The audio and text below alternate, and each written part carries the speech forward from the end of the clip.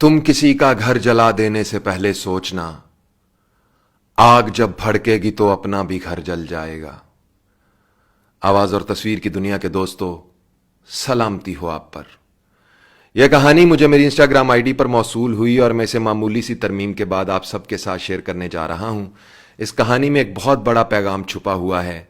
अगर समझ में आ जाए तो इसकी रोशनी में अपनी जिंदगी को आसान कर लीजिएगा।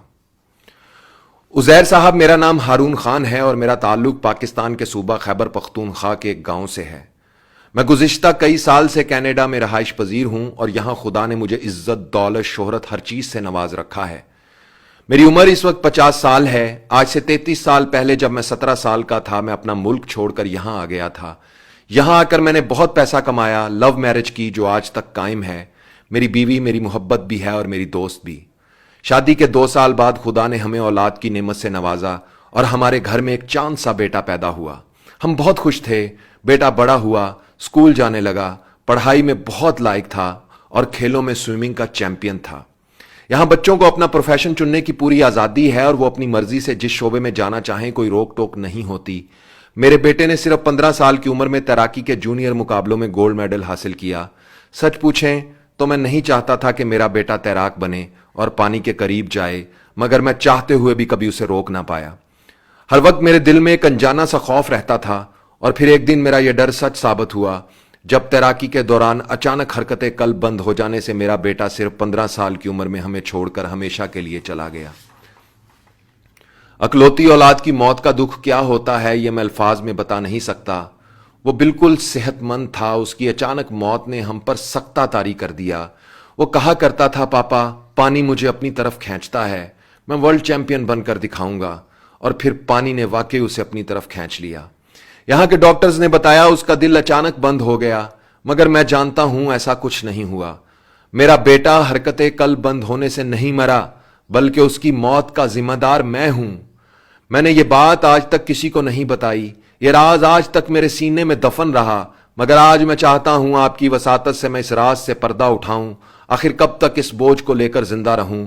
इसलिए आज मैं वो सच आपको बताता हूं जिसने मुझसे मेरा अकलौता बेटा छीन लिया।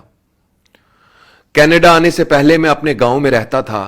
हमारा ज्वाइंट फैमिली सिस्टम था जिसमें मेरे वालिद और उनके 2 भाई, मेरे चचा और उनके बच्चे इकट्ठे एक ही बड़े से घर में रहते थे। गर्मियों के दिनों में हम अक्सर दरिया पर नहाने जाते थे, जो कि हमारे घर के बिल्कुल करीब ही था। हमारी फैमिली के बल्कि हमारे गांव के सभी अफराद बहुत अच्छे तैराक माने जाते थे। मैं और मेरे चचा का बेटा अक्सर एक दूसरे को पिछाड़ने की कोशिश करते। हम दोनों यूं तो बहुत अच्छे दोस्त थे, भाइयों की तरह रहते थे, मगर जब बात तैराकी की आती तो भरपूर मुकाबला करते थे।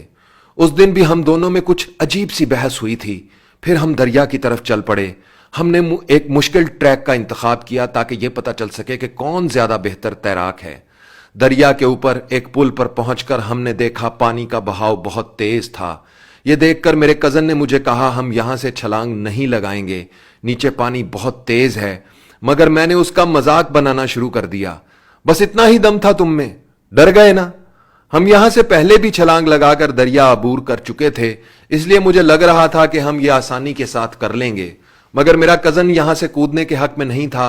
वो ऊपर खड़ा होकर पानी के बहाव का जायजा ले रहा था जब मैंने उसे पीछे से हल्का सा धक्का दिया और वो ऊपर से सीधा पानी में जा गिरा।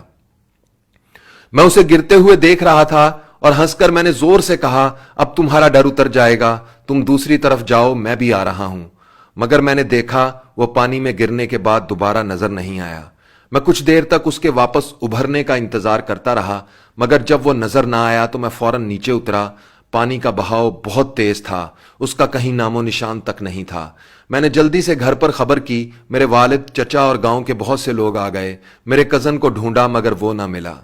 मैंने ये बात किसी को नहीं बताई कि उसे ऊपर से धक्का मैंने दिया था, मगर यह बात मेरे दिल पर एक बहुत बड़ा बोझ बन गई।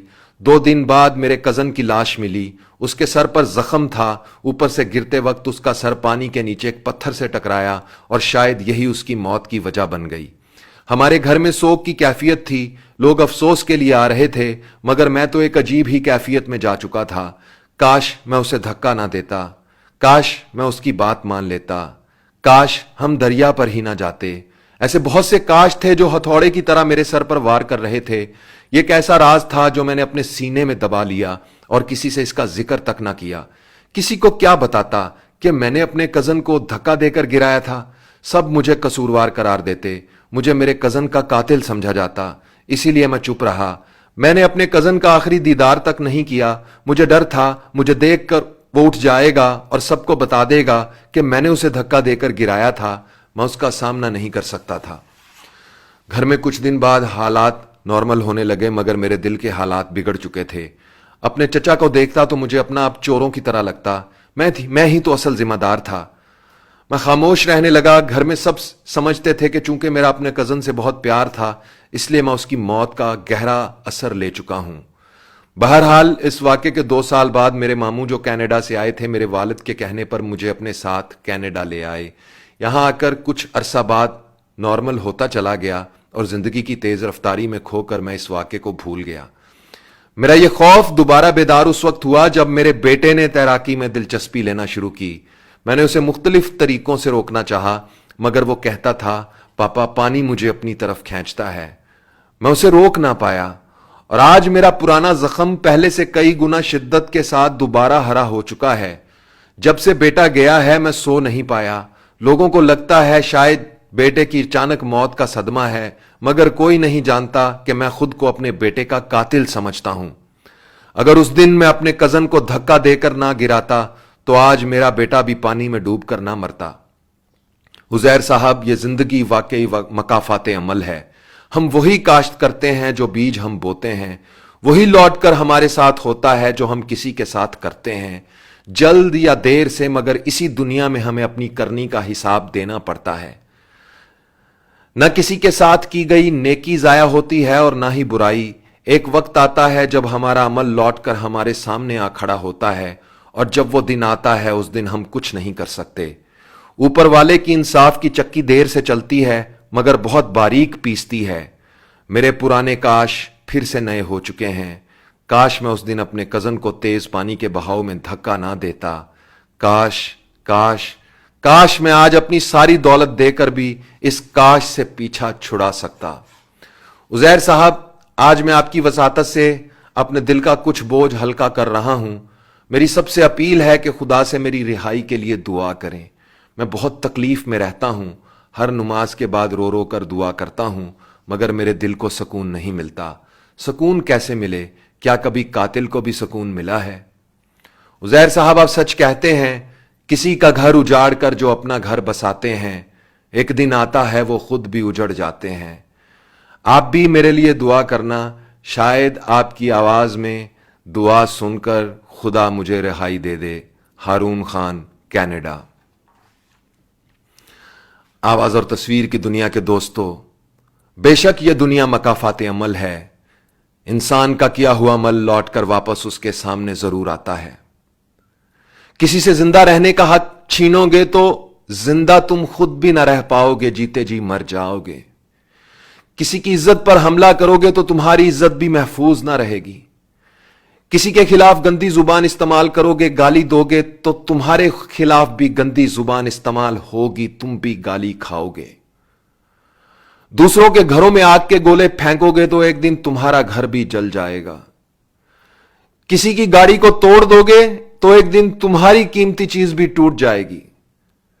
کسی کے گریبان پر ہاتھ ڈالو گے تو ایک دن تمہارا گریبان بھی پھٹ جائے گا۔ کسی کی ماں بہن اور بیٹی کی طرف بری نظر سے دیکھو گے تو ایک دن تمہاری ماں بہن اور بیٹی کی طرف بری نظر سے ضرور دیکھا جائے گا۔ اپنے ماں باپ کے ساتھ برا سلوک کرو گے، انہیں گھر سے نکالو گے تو ایک دن تمہاری اولاد بھی تمہارے ساتھ وہی سلوک کرے گی۔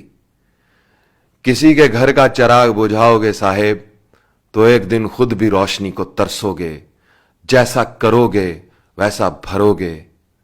دوستو، اس کہانی کو سن کر اگر آپ ہارون خان سے کچھ کہنا چاہتے ہیں تو کمنٹس میں لکھیں، وہ آپ کے لکھے ہوئے کمنٹس کو پڑھ لیں گے۔ اس کہانی سے اگر آپ کو کچھ سیکھنے کا موقع ملا ہے تو اس پیغام کو شیئر کر کے دوسروں تک بھی پہنچائیں، اور اگر آپ بھی اپنی بات یا کہانی مجھ سے شیئر کرنا چاہتے ہیں تو مجھے انسٹاگرام پر فالو کر کے میسج کریں۔ میری انسٹاگرام آئی ڈی ہے عزیر رشید 103، UZAIRRASHID 103۔ انسٹاگرام پر آپ کے ہر میسج کو پڑھ کر اس کا جواب میں خود دیتا ہوں، آپ کا منتظر رہوں گا۔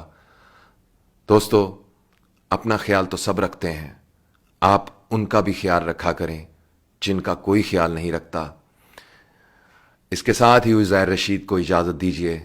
اللہ ہو آپ سب کا حامی و ناصر، اللہ آپ سب کو اپنی پناہ میں رکھے۔ اللہ حافظ۔